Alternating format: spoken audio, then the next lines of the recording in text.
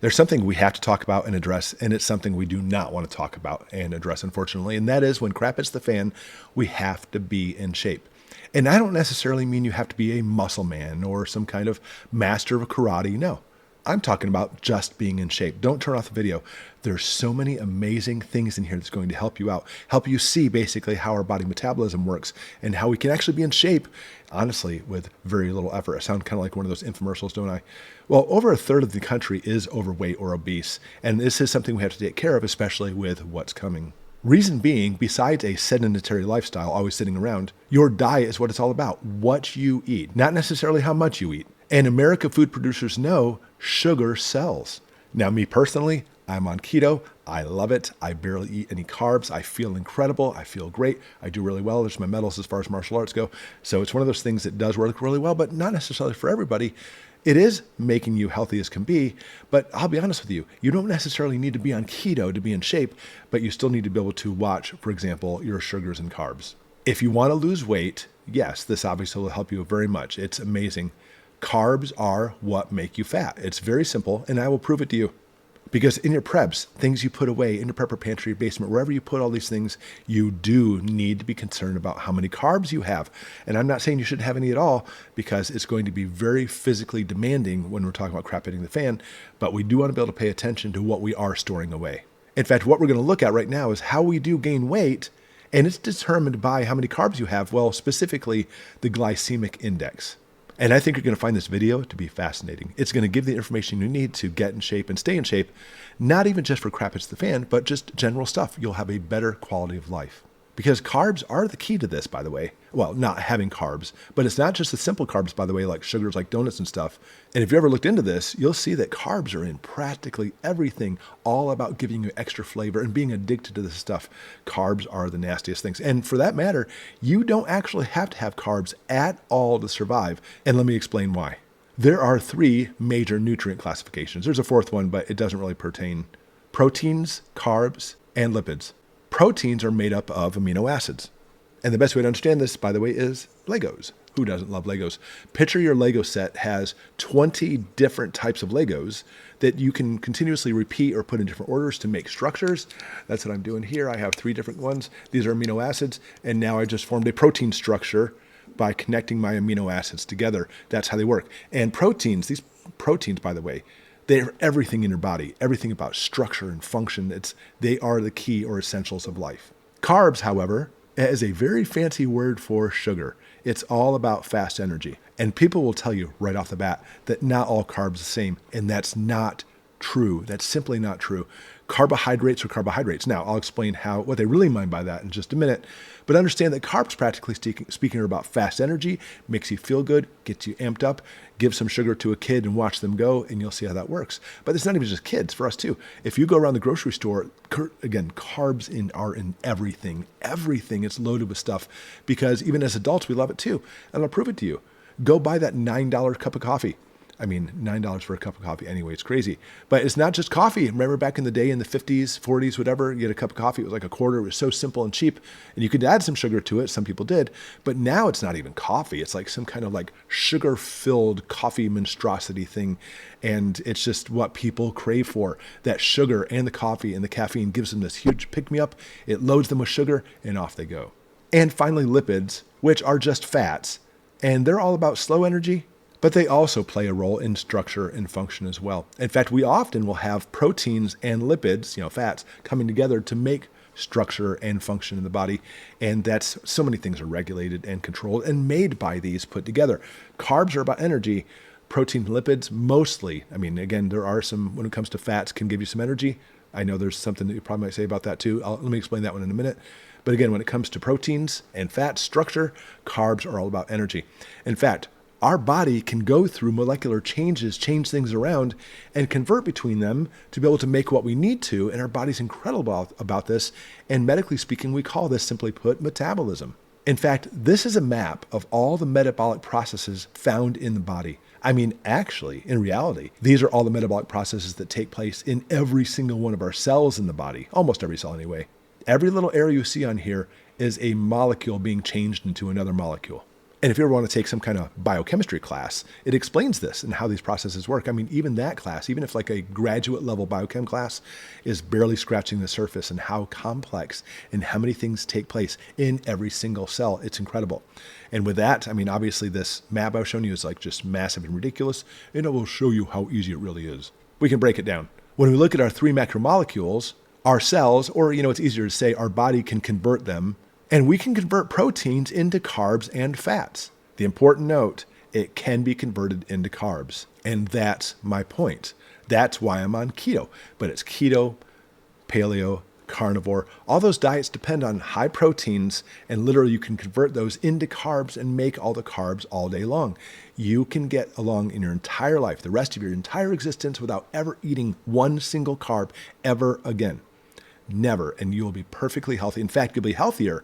Because when we talk about diseases, understand that if you don't have enough proteins in your diet, if you don't have enough lipids in your diet, there's all kinds of medical diseases. But if you don't have enough carbs in your diet, where are they? No medical diseases. However, if you have too many carbs in your diet, which is the American way, oh boy, there's a whole host of diseases that we have to try to overcome medically speaking.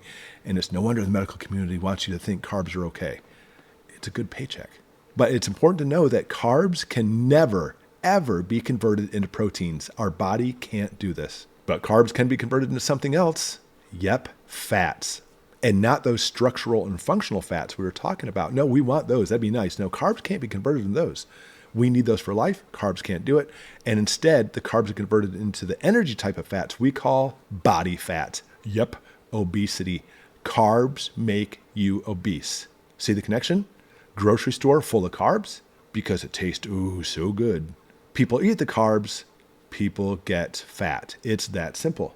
And in a previous video, I explained why, scientifically speaking, how all this works. And this video is going in a different direction. We're going to talk about the glycemic index. Because when it comes to carbs, I mean, carbs, again, are carbs. It's just a molecule called glucose. This is what it looks like. But when you look at the glycemic index, that's the different story because not all carbs are created equally when it comes to your digestive system. Glucose in your blood, however, when it gets to your blood, it doesn't matter what the carb source it was. Glucose in your blood is the problem. I mean, you're supposed to have glucose in your blood, obviously, but if you're eating too much glucose and it gets too much glucose in your blood, like eating a lot of sugars and stuff, it will raise your blood sugar up and cause you to get fat. However, having glucose in our blood is normal. In fact, we will, and that's why when you don't eat enough carbs, your body will break down proteins and fats and make all the glucose you need. But again, you don't ever, and I mean ever, have to eat carbs again. You can get by without it just fine, and people like it. Our tongue loves the flavor of carbs and stuff. I'm not a big carb kind of person. But even when you don't think you are, you are. Like, for example, potatoes. I don't like carbs, but I love potatoes. Those are carbs. They're simply just complex carbs. And again, the problem isn't simply just eating carbs, but having way too much of it. Well, more specifically, too much on the glycemic index, and therefore it floods our body and our bloodstream with too much glucose, and that's where the problem comes in. Your blood sugar varies. It depends on what you just ate. If you haven't eaten, it's lower generally. And if you just ate, it's higher generally, especially if you eat a lot of sugar stuff. And eating 3 meals a day, it does this all day long. No food, it goes down. High food goes up. No food goes down, etc., etc. And this graph I'm showing you, this little chart, is dependent on you having a good meal. That's getting more and more difficult in America. And again, stay through the video. I'm going to show you why this is not the direction we're heading in this country, and it's causing so many problems. But having that general up and down, up and down, up and down, that means you're having a good portioned meal. But that's, again, something that we're not seeing a whole lot in America anymore. And if it stays between these numbers and you're having good, wholesome food, etc., that is a great thing. But then you go for the carbs, but then you eat the carbs, don't even know you're eating so many carbs because there's so many foods flooded with it. And now we have a serious problem. Too many carbs, now your blood glucose goes even higher. And when your blood sugar level gets too high enough, it makes fat. It stores it as fat. It is an amazing system our body does this. So during the summer, you can really stock up and get nice and fat, give you extra insulation and more energy during the wintertime. But of course, it's bad for you, bad for your heart and such. And combined with that sedentary lifestyle where you want to just sit around, it's no wonder why America is so obese and have so many health issues. Long story short, green arrows, good job, well-portioned meal, you're healthy. Red arrows, you're eating way too many high-carb meals, and this is what Americans do. And by the way, Restaurants, I don't care if it's fast food or more of a sit-down restaurant, they're all about high-carb meals for numerous reasons. Carbs are super cheap. They're super tasty. They're great fillers. I mean, meat's expensive, and so they can put a little bit of meat on there and lots of carbs. That's how they basically make their profit. And because of this, people are literally, there's chemicals sometimes they put in the foods too that literally makes you addicted to it. That is the American diet. Okay, so what is the proper meal? That takes us to the glycemic index. It tells us simply how many of those carbs are available to enter our bloodstream. The higher the glycemic index, the more those carbs are taken through your digestive system into your bloodstream. The higher bloodstream goes as far as its glucose levels, the more fat you're making. However, the lower the glycemic index number, the less the carbs go in your bloodstream and the more satisfied you feel. And there's lots of things that depend on this glycemic index. For example, the processing of the food, how finely ground it is, the type of starch. Different starches absorb differently. Some are more readily, like potato starch, and some much more slower, like barley. The fiber content, this is stuff we can't digest, or at least makes it more difficult to digest. The fat content and the acidic content, mind you. The more acidic or the more fat, the harder it is to absorb. Its preparation, and a general rule, the more fresh, whole ingredients, the slower the digestion and the more satisfied you feel. And so now we go back to home-cooked meals. Home-cooked meals are a great way to go. Even if you do have some more of those carbs type stuff in there, it's much better for you than eating out because it's about that glycemic index. And by the way, when I talk about glycemic index, I'm often using a term glycemic load as well. I don't want to go into the differences between those two. Just assume they're pretty much the same thing because it's pretty close. But it's a matter of balance. They've told us our entire lives it's all about burning calories versus how much you eat. Isn't that what you've been told? And in reality, there is some truth to that, by the way. If you do eat a lot of calories and if you're able to exercise and burn off those calories, it does tend to help in that direction. But in reality, it's the amount of carbs versus proteins and lipids. And lipids have more energy. Yeah, they do. Carbs are lower, 4 calories per gram. A calorie is simply just how much energy it puts out. And that's true for both proteins and carbs, only 4 calories per gram. However, lipids have 9 calories per gram. In other words, twice as much energy. So it is true, if you burn lipids in like a calorimeter, you will get over twice as much energy. And this is people's argument, by the way. See, fats make you fat. We're not a calorimeter. That's not how we work. Remember that giant metabolism thing? Our bodies look differently between lipids and carbs and proteins. We, as far as a human go, we get far more energy from carbs because it's designed to do that. And we get far less energy from proteins and lipids. So this is how it's often taught in schools. Everything's based on calories. On one side is how much energy you burn day to day. On the other side, how many calories you take in. Are you familiar with this? It has been the standard and still is the standard, and that's why people count calories. But not all calories are the same. Calories is just the amount of energy. Remember, we get far more calories or energy from carbs. In fact, you'll find people who truly learn to lose weight, learn to simply just start cutting out the carbs, which again are in everything. But look at that burger. I mean, you take a burger and you're like, if I eat this burger, I'm going to have to exercise this much to get that burger off of me. And that's wrong. It's not the right way to look at it. It's a very wrong system that's been put in front of us for years. Instead of burning fat by calorie intake, it should be burning fat from carb intake because the carbs make the fat. So don't think of it as calories anymore. You should not be counting calories. You should be counting carbs. It gives you a much more precise way to see what you're bringing in and actually make you healthier. So look at it this way. You're bringing in food from carbs. In reality, this is the same level that's going up as far as how much fat you're making because they're correlated. You turn excess carbs into fat. Then you look at how much exercise you get. Okay? So the more exercise you do, the more your fat's going to go down because the carbs actually need to make the energy for the exercise, and therefore it kind of cancels it out. But think about it this way. If your carbs really go up and up and up, well, you're going to have to exercise more. And you can only exercise so much more, by the way. I mean, you exercise 24 hours a day. And we often find a balance, by the way, how much exercise you get. And maybe your exercise literally is just like walking a couple blocks because you're going to work or school or something. It doesn't have to be like actual physical exercise like working out. Don't think of it that way. But you'll often find like a little balance between the two. I'm bringing this many carbs, therefore it's making this much fat, and I get this much exercise. And guess what? Because of this, your weight stays the same. But now you go on a carb binge, carb, you're actually eating a lot more carbs, you're going to make a lot more fat. Without exercising more, your weight's going to go up. And this happens with holidays because what do you eat on holidays? Oh, it's a holiday. I'm going to eat more burger meat, hamburger, and turkey. No, I mean, maybe turkey, but all the carbs that go along with it. Think of a holiday and all of the carbs going with those holidays. And of course, now you're drastically increasing the carbs, your fat's going up and you're gaining weight. I mean, some people will say, oh, I need to increase my exercise to counteract it. And that's true. Again, they look at it as more like calories. That's not the way to look at it. It should be about the carbs. But look at it this way. We actually go through a situation where automatically, just through metabolism, you will burn carbs. So let's say you never walk anywhere. You just sit in your house all day long. I literally have people on this channel who say, I can't exercise. I'm in a wheelchair, for example. This still pertains to you because your exercising you're doing is called living. Your metabolic processes, remember metabolism, all those pathways I showed you, happen no matter if you're exercising or not. So here you are, you may not be getting as much exercise because you're sitting in a wheelchair or you're very sedentary. If you drop the amount of carbs you're eating, you're not going to gain weight. In fact, if you drop your carbs even lower and that still metabolism's kicking in, you're going to start losing weight.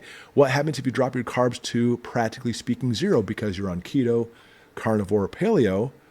You're still burning this much, you're going to lose weight. And that's the whole reason why keto works. But again, this video isn't necessarily trying to get you on keto, even though it's incredible, or paleo or carnivore. They work so well because if you drop your carbs down to nil or pretty close to anyway, any just kind of sitting around exercise you do is more than enough to burn off your fat. How beautiful. And you're not replacing it because the carbs are not there. The problem is you can actually double your exercise, but if you're making extra fat, you're still not going to lose any weight. This is why we've struggled with diets for so long. Glycemic index is where it comes into play because understand that even though I'm on keto, you don't necessarily need to be. Instead of actually being on keto, which drops it to zero, how about you're on a glycemic index diet where basically you're not getting really high starchy, high glycemic foods, and maybe it brings you up to here instead. Because remember, glycemic index indicates how much of that sugar is released in your digestive system into your bloodstream and makes fat. So if you drop it down by simply just eating low glycemic foods, guess what? Now you have that differentiation and you're going to start losing weight. Glycemic index is the key if you don't want to actually just go on keto and count your carbs. Because I'll be honest with you, counting the carbs and everything, I'm used to it, but it is kind of difficult. There are certain things I can eat. I can't eat burgers. Oh, I can eat the meat patty, a little bit of tomatoes, a little bit of onions, a little bit of mustard, but no bun, obviously, and no ketchup. Who wants ketchup anyway? And therefore I have adapted and that's what I have to do, but you don't have to. But I am in training. I'm in martial arts. I'm trying to be in the best shape as possible. And I'll be honest with you, because of this, I feel better now than I did. And I'm not kidding with you. This is not an infomercial than I did 20 years ago. I feel incredible because guess what else carbs do? Carbs also causes inflammation. So as you drop your carbs, even if it's not keto, even if you're just dropping it down at glycemic index level, you're going to be decreasing also the amount of inflammation you have in the body. It's amazing. So for me, that's what I have to do to try to lose weight or stay in shape. Like my brother-in-law, he could eat a diet of 10 dozen donuts a day. And I'm practically speaking, not kidding, and never gain a pound. That's not me at all. And maybe it's not you. So if you don't want to go all the way into being on keto, which I still recommend, by the way, or paleo or carnivore, those are all very related diets, you should at least pay very close to attention to your glycemic index of the foods you're bringing in. Because understand, we have very difficult times ahead. And for me, not only am I getting better shape, learning how to defend and protect myself, I have less inflammation, less pain. I'm much more mobile now. It's simply incredible. And I am trying my best to be ready for, well, honestly, as best I can be for crap hits the fan. Because crap is going to hit the fan. And if you're in one of those situations where you can barely move because you've eaten so many carbs and stuff, well, obviously be in big trouble. As always, I hope this helps out. And if you do have some really good success stories about this, keto, paleo, carnivore, or simply just watching glycemic index, put them in the comments below. Because especially as a community, we want to help each other out and be motivated to be ready for crap hits the fan. And always, thanks for watching.